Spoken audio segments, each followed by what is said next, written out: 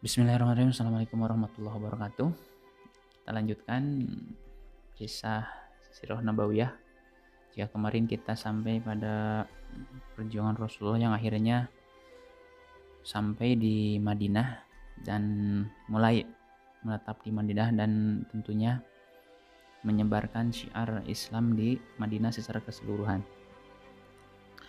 Setelah Rasulullah sampai di Madinah dan menetap di Madinah, maka mulai saat itu juga banyak perubahan di Madinah dan tentunya banyak juga pendatang-pendatang terutama dari Mekah yang menyatakan keislamannya dan memutuskan untuk hijrah mengikuti Rasulullah ke Madinah.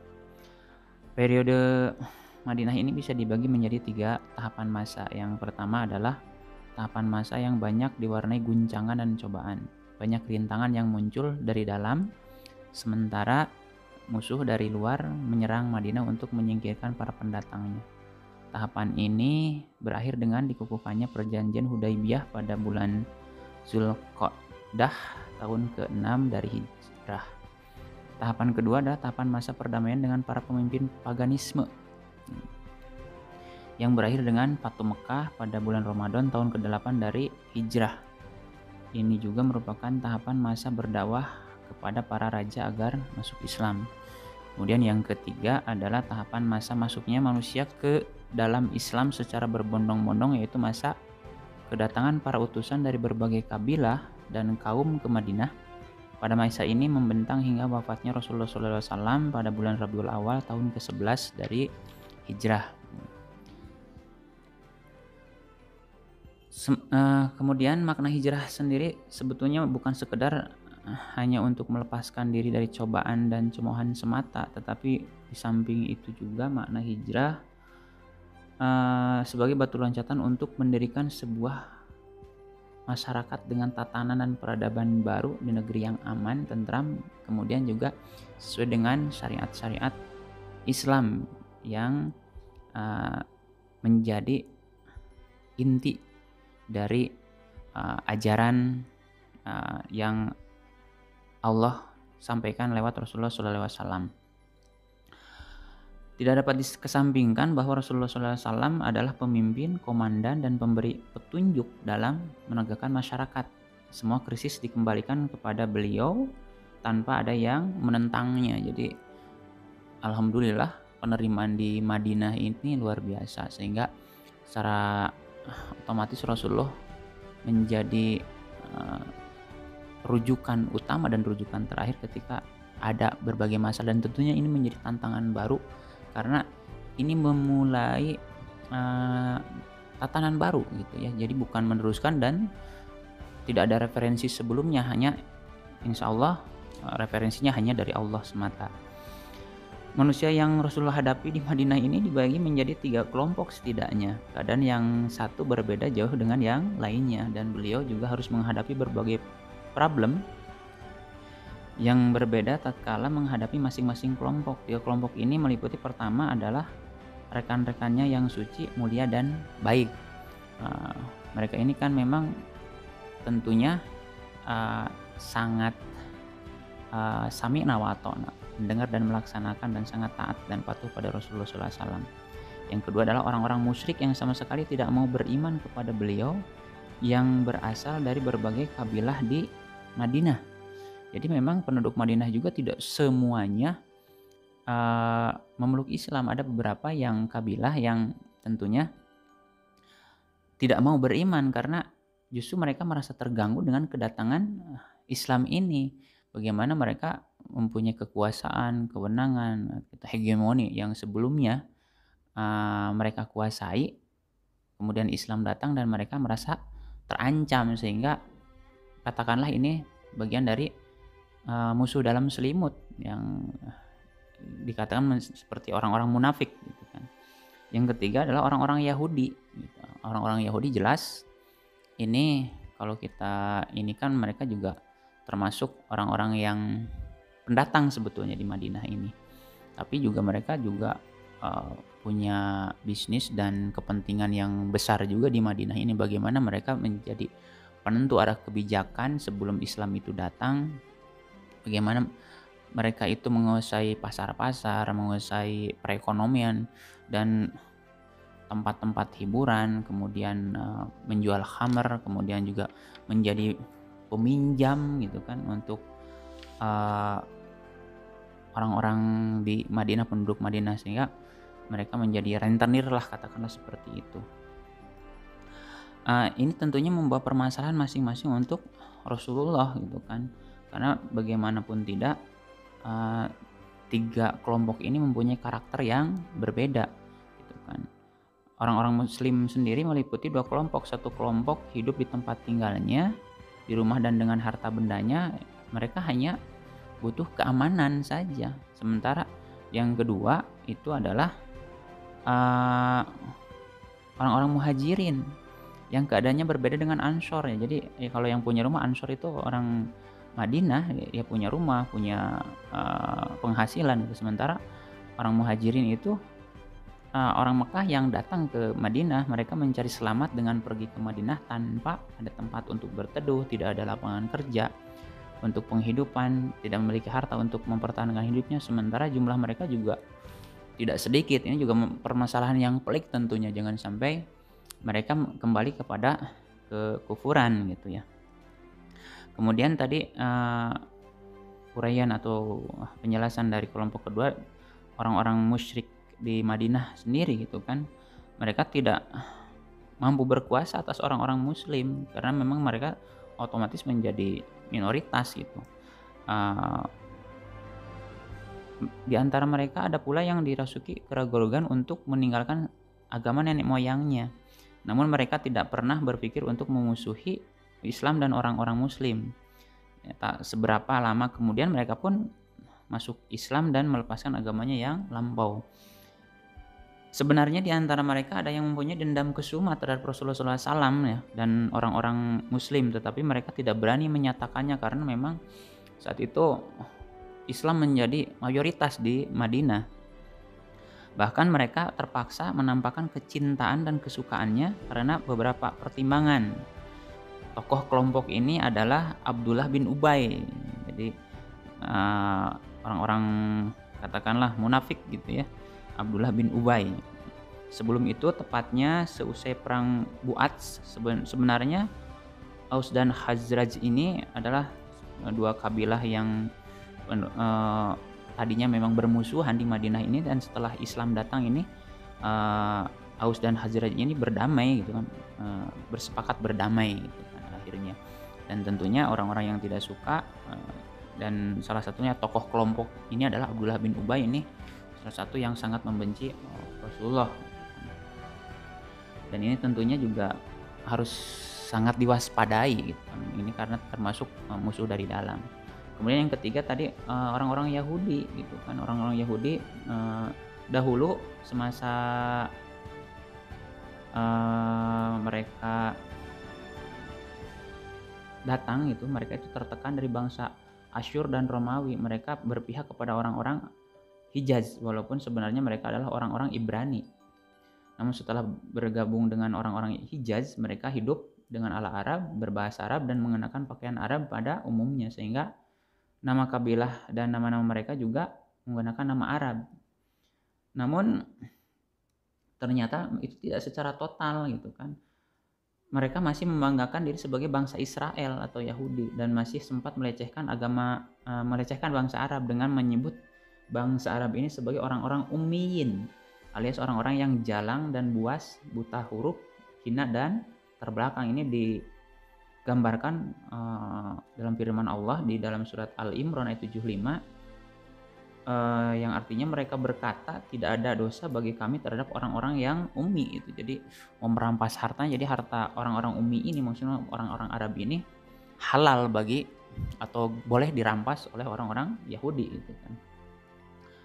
Orang-orang Yahudi ini tidak terlalu berhasrat untuk menyebarluaskan agamanya, karena materi agama mereka tak lebih dari hanya ramalan nasib, sihir, mantra, dan hembusan pada buhul dan yang serupa dengan ini. Oleh karena itu mereka hanya membual sebagai orang-orang yang memiliki ilmu, keutamaan, kelebihan, dan kepeloporan dalam kehidupan spiritual.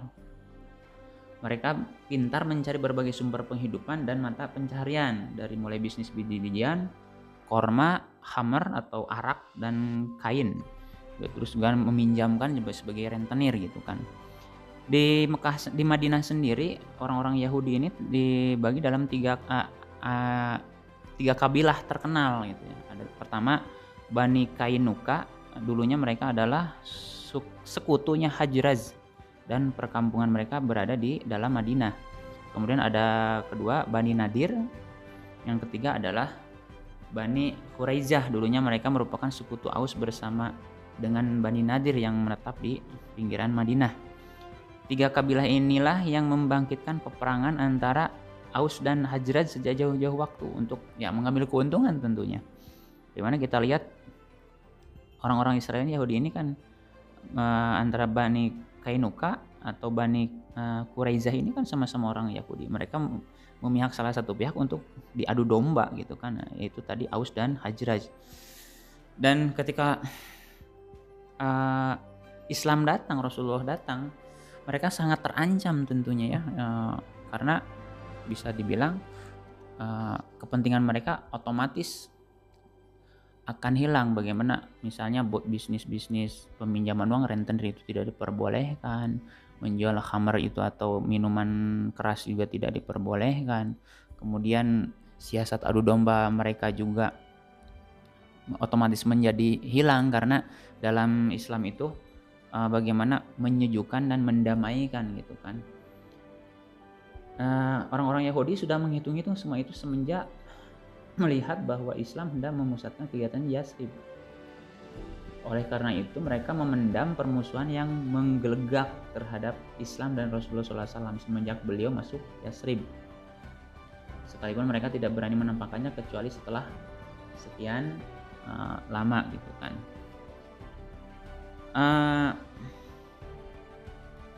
Hal ini bisa diketahui dari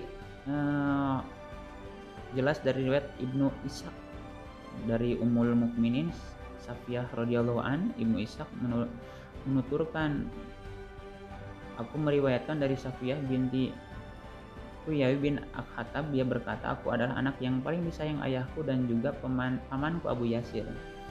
Setiap kalau aku bertemu, tentu mereka berdua akan menggendongku dan melepaskan anak lain yang sedang digendongnya. Ketika Rasulullah SAW ke Madinah, singgah di Kuba di Bani Amr bin Auf, maka ayahku Huyai bin Akhtab dan pamanku Abu Yasir bin Akhtab pergi ke sana pada malam hari. Keduanya tidak kembali kecuali setelah matahari terbenam pada keesokan harinya. Mereka berdua terlihat malas, loyo, tanpa semangat. Jalannya pelan. Aku segera menghampirinya. Mereka berdua seperti biasanya, namun demi Allah tak seorang pun di antara mereka berdua yang mau menoleh ke arahku. Mereka terlihat murung. Kudengar pamanku bertanya kepada ayahku, diakah orangnya? Demi Allah memang dia, jawab ayahku. Apakah engkau yakin? Ya, jawab ayahku. Apa yang kau pikirkan tentang dirinya? Demi Allah aku akan memusuhinya selagi aku masih hidup, jawab ayahku. Itulah kira-kira gambaran bagaimana orang Yahudi itu sangat terancam dengan keberadaan Islam saat itu. Kemudian selanjutnya tentunya ini sebuah tantangan bagi Rasulullah bagaimana menyatukan semua perbedaan, bagaimana tadi menggabungkan semua kelompok-kelompok, kabilah-kabilah agar satu padu membangun peradaban, yaitu peradaban Islam menjadi sebuah kekuatan atau pusat syiar Islam gitu. Dan tentunya Rasulullah ini luar biasa ketika beliau masuk Madinah. Langkah pertama yang dilakukan Rasulullah itu adalah membangun masjid tepat di tempat menderumnya onta. Beliau memerintahkan untuk membangun masjid gitu ya. Di tempat itu kan ada kuburan-kuburan, kemudian juga ada pohon kurma, ada juga ya seperti yang tidak terurus, dan itu dibersihkan, kemudian dibangun masjid. Kemudian dibangun beberapa rumah dan ruangan-ruangan di sekitar masjidnya, pintu untuk istri-istri beliau, kemudian juga untuk tempat rapat, tempat berteduh bagi atau tempat tinggal bagi kaum muhajirin yang hijrah ke Madinah, yang tidak punya tempat tinggal. Mereka atau Rasulullah tempatkan di rumah-rumah atau ruangan-ruangan yang ada di sekitar masjid gitu. Dan setelah jadi, Rasulullah pindah dari rumah Abu Ayyub ke rumah yang dibangun di sekitar masjid itu gitu kan. Jadi tadi masjid itu bukan sekedar hanya tempat untuk melaksanakan sholat, tapi juga merupakan sekolahan bagi orang-orang muslim untuk menerima pengajaran Islam dan bimbingannya sebagai balai pertemuan, kemudian juga tempat untuk mengatur segala urusan, sekaligus sebagai gedung parlemen untuk bermusyawarah dan menjalankan roda pemerintahan. Kemudian juga selain itu, di samping membangun masjid, Rasulullah juga mengambil tindakan yang sangat monumental dalam sejarah, yaitu usaha mempersatukan antara muhajirin dan ansor. Ibnu Qayyim menuturkan Rasulullah SAW mempersaudarakan antara orang-orang muhajirin dan ansor di rumah Anas bin Malik.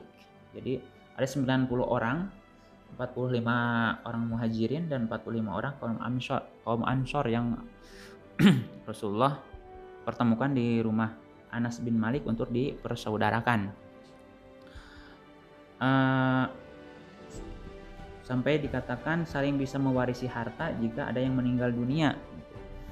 Sampai seperti itu. Tapi tatkala ada turun ayat tentang tepatnya surat Al-Anfal ayat 75, orang-orang yang mempunyai hubungan kerabat itu sebagiannya lebih berhak terhadap sesamanya daripada yang bukan kerabat. Jadi akhirnya hukum waris itu gugur dengan adanya ayat ini. Jadi yang boleh mewarisi itu hanya ketika punya hubungan kerabat gitu kan. Tidak cukup hanya dipersaudarakan aja, tapi itu tidak melunturkan hukum warisnya gugur, tapi persaudaraannya makin kuat gitu kan. Selanjutnya Rasulullah SAW juga pernah mempersaudarakan, ini salah satu kisah yang bisa dibilang sering disampaikan oleh para da'i tentang persaudaraan Abdurrahman bin Auf dengan Sa'ad bin Al-Rabi. Sa'ad berkata kepada Abdurrahman, sesungguhnya aku adalah orang yang paling banyak hartanya di kalangan Ansor.